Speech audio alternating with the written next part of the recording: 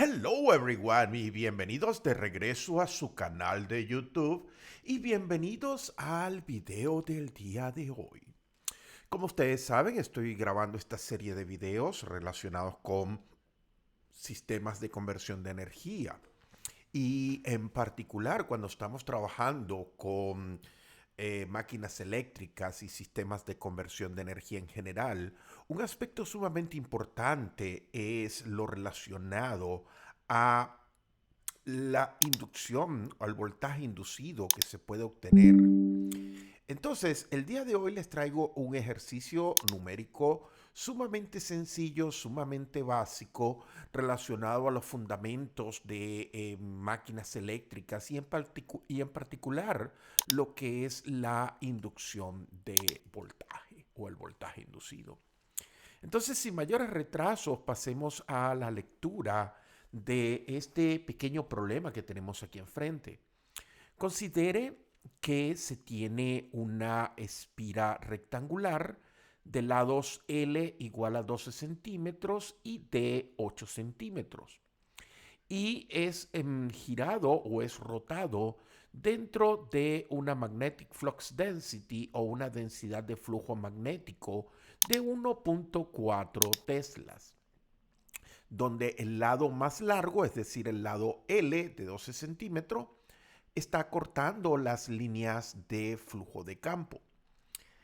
Eh, la, la, la bobina, el coil, está hecho de 80 vueltas de un conductor y está rotando a 1200 revoluciones por minutos o RPM. Entonces, aquí tenemos dos preguntas sumamente sencillas. Calcular el máximo voltaje generado en esta bobina cuadrada. Y la segunda pregunta es si el voltaje inducido o generado en los terminales de esta bobina es 90 voltios, ¿a qué velocidad V en metros por segundo debería girar esta bobina cuadrada, ¿no? Entonces aquí tenemos, fíjense, tenemos un campo magnético en color azul.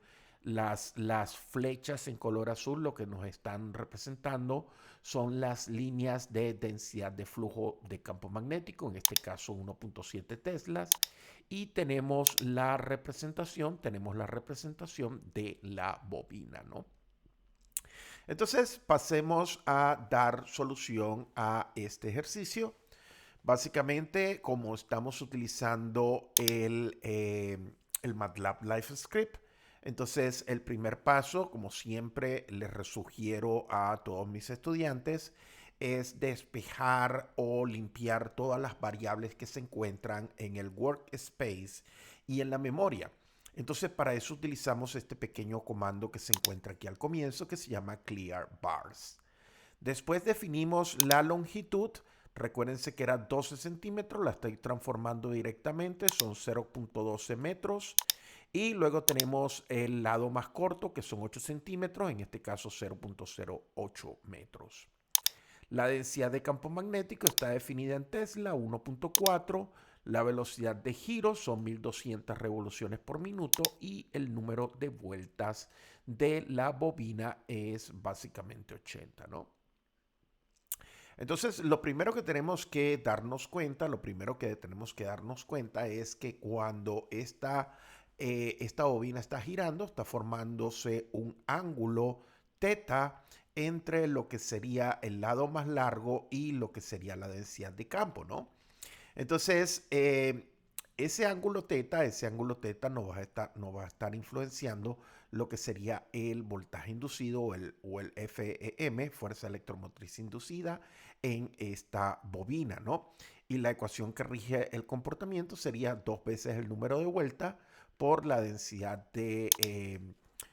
la densidad de campo magnético en teslas, multiplicada por la longitud del conductor, multiplicada por la velocidad de giro. En este caso, la velocidad de giro está expresada en metros por segundo. Y finalmente, teta es el ángulo entre el conductor y el campo magnético, ¿no? Entonces, como nos hemos dado cuenta, en esta ecuación tenemos que utilizar unidades de metros sobre segundo, Por tanto, esta velocidad de 1200 RPM hay que transformarla de velocidad rotacional o velocidad de giro a velocidad lineal, ¿no? Entonces, para hacer eso, lo único que hay que hacer es que las revoluciones por minuto se transforman en revoluciones por segundo y para ello sabemos que un minuto tiene contenido 60 segundos. Y por otra parte, para transformar estas revoluciones en metros, lo que tenemos que hacer es multiplicar 2pi por el radio o 2pi por el diámetro dividido entre 2, ¿no? Entonces, cuando efectuamos este cálculo, tenemos que la velocidad lineal que está moviéndose el conductor es 5.0265 metros sobre segundo, ¿no? Cuando nos preguntan cuánto es el valor máximo inducido en esta bobina, bueno, sabemos que eso ocurre cuando el ángulo es 90 grados.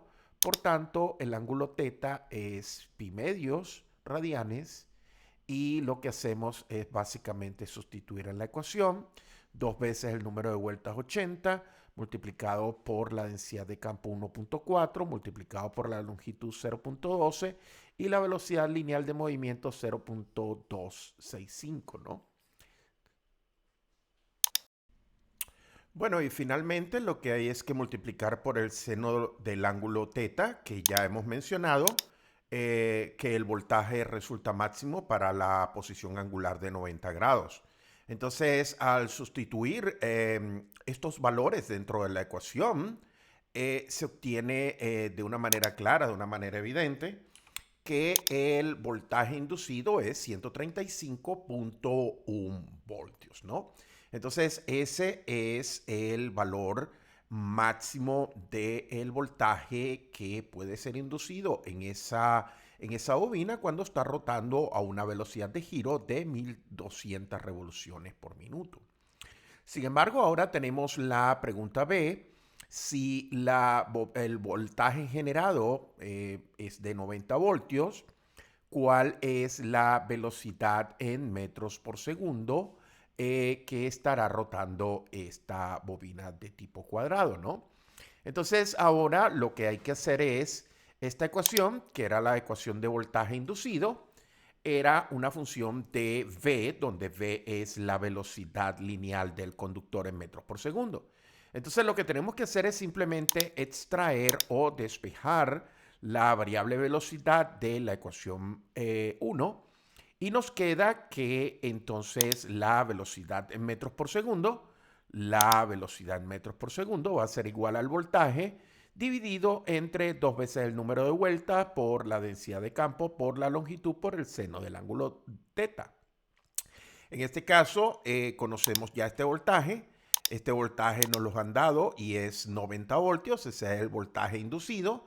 Y conocemos que esos 90 voltios son para la posición angular máxima de 90 grados. Y entonces lo que tenemos que hacer es básicamente sustituir los números en la ecuación número 3.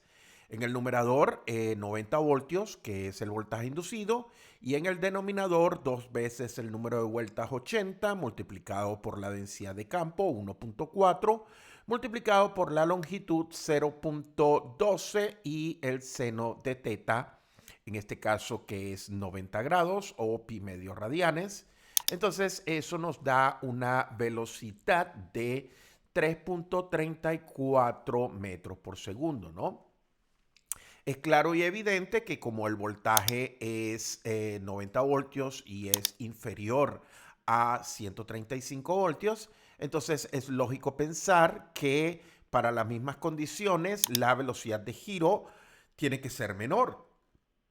Entonces lo que vamos a hacer ahora es transformar estos 3.34 metros por segundo, transformarlos en lo que serían revoluciones por minuto. Y para hacer eso multiplicamos los metros por segundo por 60 segundos contenidos en un minuto y lo multiplicamos por 1 entre 2πr, ¿no? Entonces, al efectuar este pequeño cálculo, obtenemos que la velocidad de giro tiene que ser 799.32 RPM. Como puede ser visto, entonces, para generar apenas 90 voltios, lo que tenemos que hacer es disminuir la velocidad de giro de esta velocidad que habíamos tenido originalmente de 1200 revoluciones por minuto, de crecerlo y llevarlo solamente a 799.32. Bueno, este es el final de este video. Es un video sumamente sencillo. Espero que haya sido de su agrado la explicación, que haya sido de utilidad el aprendizaje en este pequeño video. Y antes de retirarme, quisiera invitarlos a que participen en nuestra comunidad. Específicamente tenemos LinkedIn, que es donde estamos sumamente activos y constantemente actualizando la información que estamos manejando. De igual manera, si están viendo este video es porque están dentro del canal de YouTube. Y finalmente los invito a dos de las redes sociales, Twitter y LinkedIn. Bueno, este es el final de este video relacionado con voltaje inducido en una bobina. Esto es todo por este video y lo último que falta por decirles es bye now.